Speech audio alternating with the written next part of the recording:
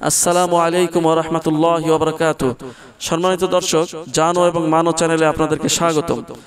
দেখুন দর্শক, অনেকেই আলহামদুলিল্লাহ নামাজ পড়েন বা নামাজের জন্য খুব চেষ্টা করেন যাতে করে নামাজ কাজা বা মিস না হয়। ভালো কথা, আলহামদুলিল্লাহ, খুব ভালো কথা। কিন্তু আপনাদের খেয়াল করা উচিত, খেয়াল রাখা উচিত যে আপনার নামাজ রাসূলুল্লাহ সাল্লাল্লাহু আলাইহি সাল্লামের নামাজের মতো হচ্ছে কিনা বা কবুল হচ্ছে কিনা। যদি কোনো চাচা বা কাউকে জিজ্ঞাসা করা হয় যে আপনার নামাজের কি অবস্থা, উত্তরে তিনি বলেন বা বলতে চান যে আল্লাহ তাআলা কবুল করে নেবেন, আলহামদুলিল্লাহ, এমন ভরপুর আশা রাখা তো খুব ভালো। এরপরও এক্ষেত্রে আপনাকেও তো কিছু করতে হবে। যেমন ভাবে দর্শক, কোনো কাজ, যেমন পাসপোর্ট, ড্রাইভিং লাইসেন্স, জমির কোনো কাজ ইত্যাদির জন্য ওই প্রতিষ্ঠানের প্রয়োজনীয় ডকুমেন্টস রেডি করেই বিনয়ের সাথে আবেদন করতে হয়। তারপরে ওই কাজ সাকসেস হওয়ার আশা করতে হয়।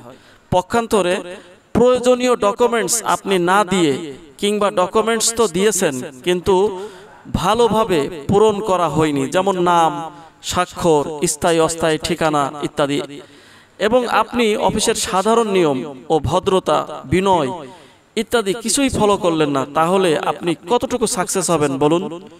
ঠিক ওই রকম ভাবে হাদিসে এসেছে, সল্লু কামা রাআইতুমুনি উসাল্লি, অর্থাৎ রাসূল করিম সাল্লাল্লাহু আলাইহি ওয়াসাল্লাম বলেন, তোমরা ওই রকম করে নামাজ আদায় করো যেমন ভাবে তোমরা আমাকে নামাজ আদায় করতে দেখেছো। সুতরাং আমাদের নামাজ কবুল হতে হলে রাসূলুল্লাহ সাল্লাল্লাহু আলাইহি ওয়াসাল্লামের নামাজের মতোই নামাজ হতে হবে। কেননা আমরা নামাজ পড়ি আল্লাহ তাআলার জন্যে, আল্লাহ তাআলাকে ভালোবেসে। অতএব আল্লাহ তাআলা বলেছেন, আউযু বিল্লাহি মিনাশ শাইতানির রাজিম, বিসমিল্লাহির রহমানির রহিম, কুল ইন কুনতুম তুহিব্বুনাল্লাহা ফাত্তাবিউনি। অর্থাৎ আল্লাহ তাআলা বলেন, হে নবী, আপনি উম্মতদের উদ্দেশ্যে বলুন, যদি তোমরা আল্লাহকে ভালোবাসতে চাও তাহলে আমার, অর্থাৎ নবীর অনুসরণ করো। সুতরাং বন্ধুরা, ইবাদতের মধ্যে সবচাইতে গুরুত্বপূর্ণ ইবাদত হলো সময় মতো নামাজ আদায় করা। আর এই নামাজের আল্লাহর কাছে গ্রহণ হওয়ার জন্য রাসূলুল্লাহ সাল্লাল্লাহু আলাইহি সাল্লামের মতো নামাজ আদায় করতে হবে। আর রাসূলুল্লাহ সাল্লাল্লাহু আলাইহি সাল্লামের মতো নামাজ আদায় করার ক্ষেত্রে অধিকাংশ মানুষ কেরাত, তাসবিহ, তাশাহুদ, দুরুদ, দোয়া মাসুরা, দোয়া কুনুত ইত্যাদির ক্ষেত্রে ভুল করে থাকে। আফসোসের বিষয় হলো, যেই মুখ আল্লাহ তাআলা দিলেন, এই মুখ দিয়ে সব কিছুই করতে পারি, কিন্তু সহি শুদ্ধ করে তারতিলের সাথে কোরআন পড়তে পারি না। তাহলে কিভাবে নামাজ কবুল হওয়ার আশা করা যায় বলুন?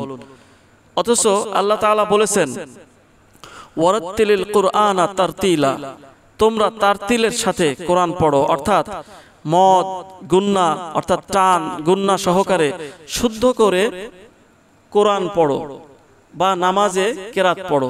সুতরাং বাপ, চাচা, দাদা ও বন্ধুরা, নামাজ খুব পড়ছেন কিন্তু আপনার কোরআন বা কেরাত সহি শুদ্ধ হচ্ছে না, তাহলে আপনার নামাজ কবুল হবে না। অথচ আপনাকে বললে আপনি বলছেন আল্লাহ তাআলা দয়ালু। আপনার এই কথাটা হবে কোনো যানবাহনের পেমেন্ট না দিয়ে গন্তব্যে পৌঁছার আশা করার মতো।